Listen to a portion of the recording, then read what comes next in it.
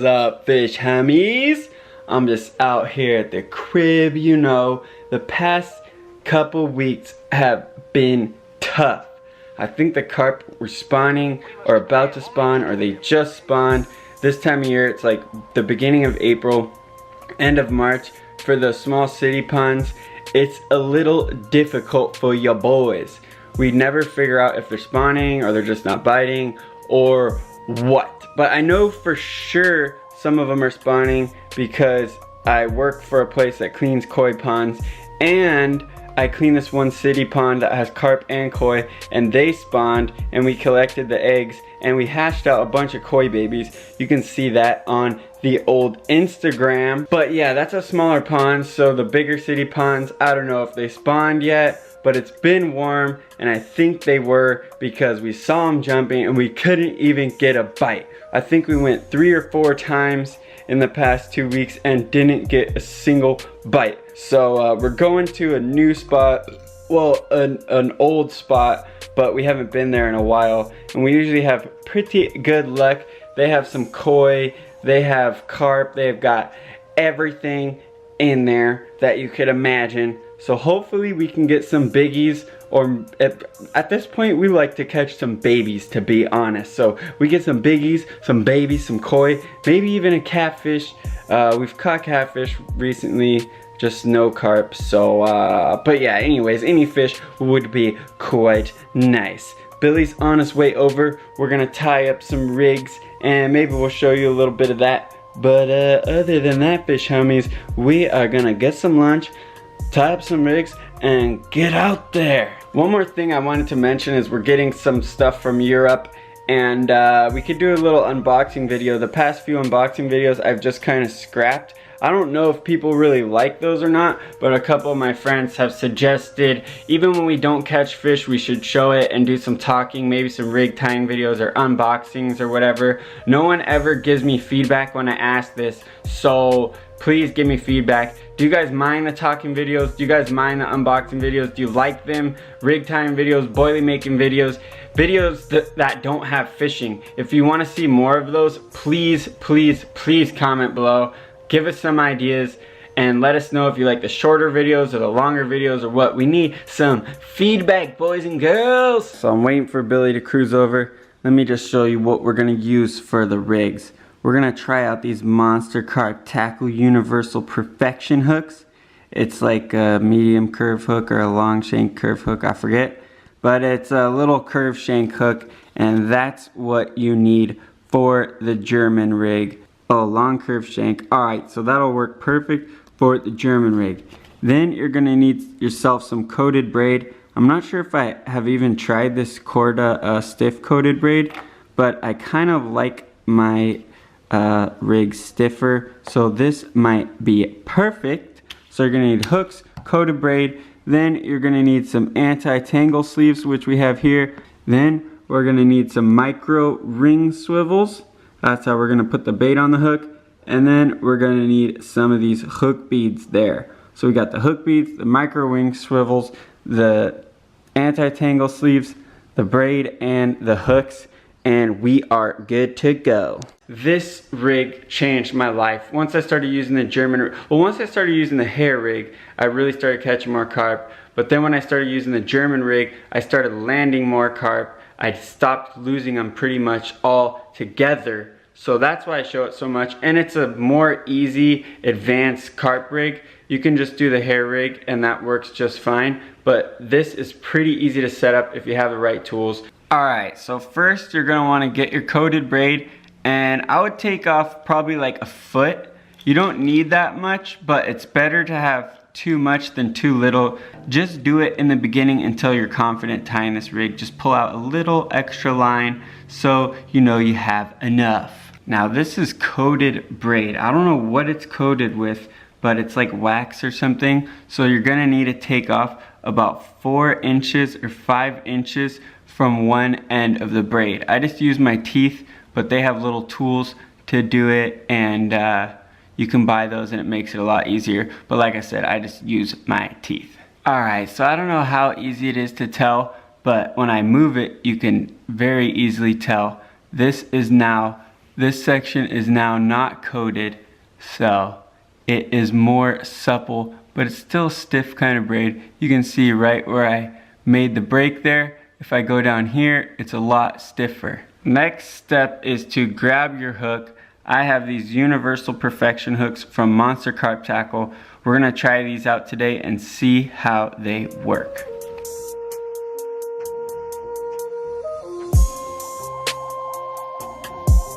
Alright, so there's our hook. And what you're gonna wanna do is start by putting the section where you peeled off the coating of your line through the front of the hook. So through the part where the sharp side is on, you're gonna wanna put it through there and down the back of the shank. You're gonna wanna leave a little bit, like a millimeter or a centimeter of uncoated braid out still. So you can see right here, there's a little section that's still uncoated. Maybe I'll give it a little more, about there. So you can see there, this part right by the eye is uncoated, and then here's the coated stuff. So you're gonna wanna wrap it down about 3 or 4 times. So there's a section on the eye. On one side is where it's pinched closed to make the loop, and the other side of the eye is smooth. So you're gonna wanna start wrapping down the smooth side, and you're gonna wanna do about 3 or 4 wraps. So we got 1, 2, 3, 4, I guess it's like 4.5 or something. So you're gonna wanna wrap down the shank about 4 times and then put it back through the back side of the eye, so the opposite side of where you came into, and you have yourself a clean little knotless knot holding on to your hook right there. And this itself is pretty much the hair rig, except you don't have this little loop at the end, but we don't want that. We want to cut off this end section. So you can see the start of the German rig now. Next step you're going to want to do is put on one of your micro ring swivels that we have here. So all it is a tiny little swivel with a ring on the end. You're going to want to put the ring side through the sharp point of the hook, just like that. So we have it on the hook there, and that's what you're going to mount your bait on.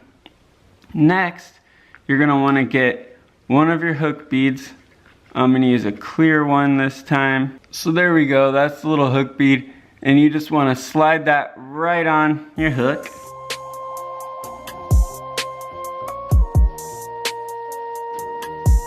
Now you can see we have our hook bead and our micro ring swivel on the hook, so you can see here the ring swivel can't come back up over the eye. You want to match up like the back of this with the barb of your hook, and that is, the barb is the little sharp point right on the back side there, not this part but the part on the back. It should hang when you hold the swivel kind of like a claw. I like it to sit like that, just like that kind of, so when the fish picks it up, boom, it just hooks them right in the mouth. So that's the start of the German rig right there. Next thing you're gonna wanna do is grab one of your anti-tangle sleeves. I like to cut off the tip usually. I don't even know why, I just don't like them. There you can see how bad my scissors are. So you wanna throw on your anti-tangle sleeve. This just makes it easy for you in the long run. So when you tie your loop, it's easier to pull over. The German rigs, I like to keep them about 4 to 6 inches when they're finished. It always looks bigger on video.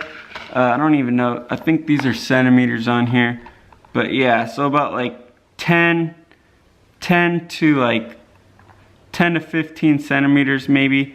So I do the figure of 8 loop knot. I'm not even sure if I do it right, but it seems to hold up quite nice. So if you want a knot that holds up good, try yourself the figure of 8 loop knot.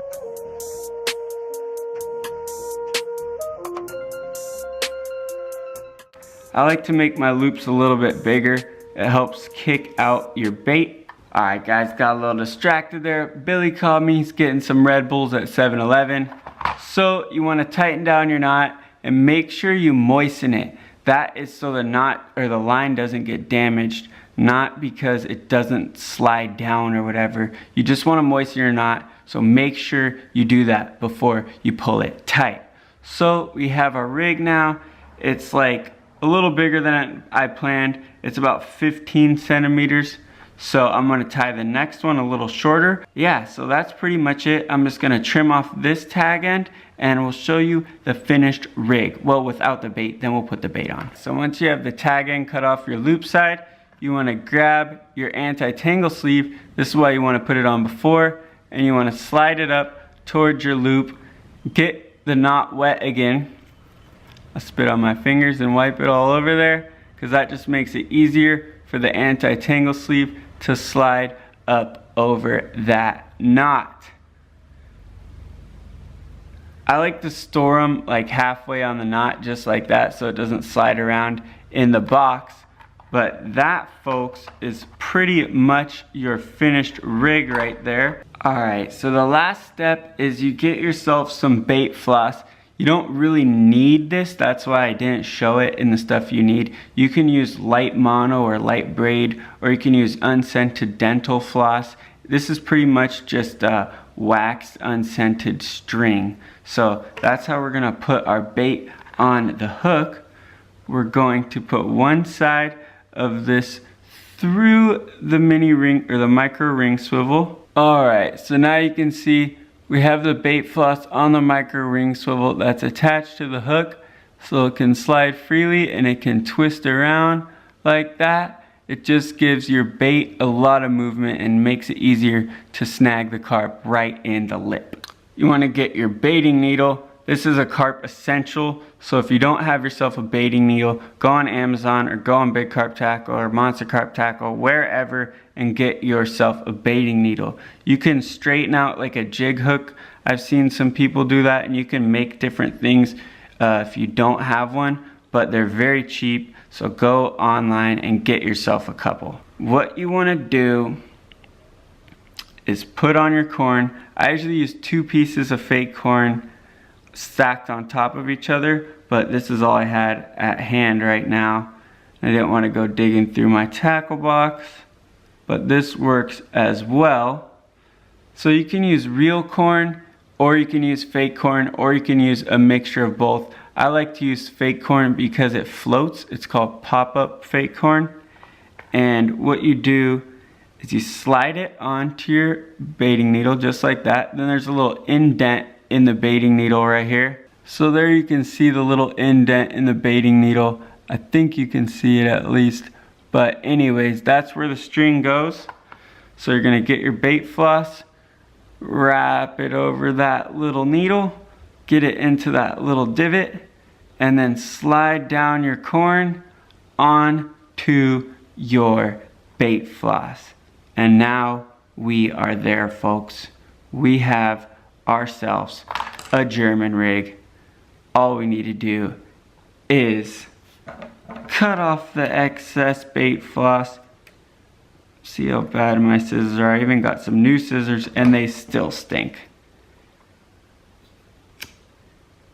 Blot down this bad boy.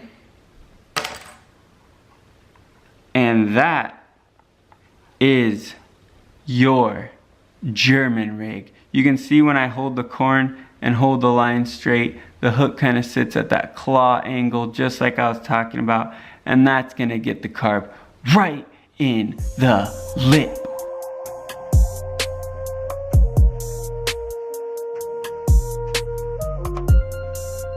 Alright boys, we've been fishing for 3 weeks and we finally got one. We've been here for 3 hours. No way. Alright, I think it's still on. I'm gonna put the camera away so I can net this bad boy. This has been a long time in the making. Alright guys, Billy landed that beast. It went for like 10 different snags. Got in the other line, bossed it in, and we finally got one. I don't know how well you can see it, but there it is. It looks like it's over 10. we don't have our weighing sling, so we're probably not gonna go get it. The car is pretty far away, but we're definitely gonna get some picks and stuff. Billy's just getting another rig ready so he can cast out, just in case there's a little school out there. But look at that, guys. We've been fishing for 3 weeks, and like on the 3rd hour, we finally got one right when we were about to give up. This guy's a lively one too. He's almost pulled the net in the water. All right, guys, that's on the Monster Carp Tackle hook. I don't know how well you can see it in there, but he is snagged pretty darn good. So those are definitely some sharp hooks. If you're looking for some good hooks, once again, hit up Monster Carp Tackle, boys. All right, guys, this was a long time in the making there, huh, Bill? Oh, yeah. How'd it fight there? It was good. It took off right by some snags out in the middle of the lake. Thought we lost it for a second. Kind of came untangled and shot straight for this little bridge. Thought I was going to kind of swim to the other side of the bridge. Luckily, we kind of tightened down the drag and got him in. So nice one to get. Like Spencer said, we kind of struck out the last few weeks for sure, and it's nice to get a first nice spring fish here. New lake too. Never been here. Yeah, it's a nice little calm on. Alright, wanna get some pics and get them back?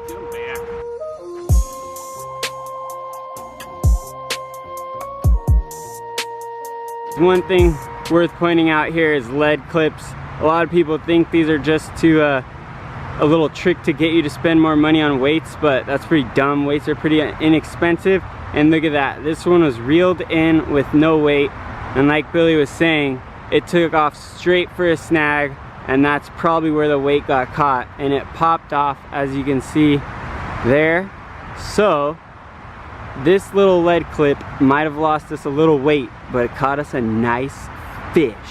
And shout out again to Monster Carp Tackle for the universal perfection hooks.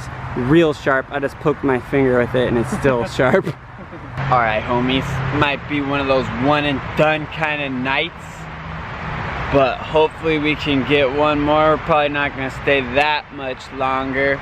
We've been here for a little bit now and we haven't really seen any more jump or got any more bites yet, just birds flying into our lines. One fish is better than none, and we haven't got any for like 3 weeks, so that's really good there, eh, Bo? Oh yeah.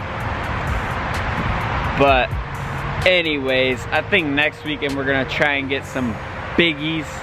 Hopefully they're done spawning, if they were even spawning, who knows. But hopefully next weekend we can get on some donkey heads, and some fat dumpers will be on the end of our line before you know it. But who knows, hopefully we get another one tonight. Alright, boys and girls, we are all out of there. As you can see, we're in the whip. Check it out, in the whip. But anyways, give us some feedback on the videos. You like them long? You like them short? You like more talking, less talking, more information, more fishing? Whatever, let us know. Let us know if you like this video. And peace out for now, eh, Bo? Later.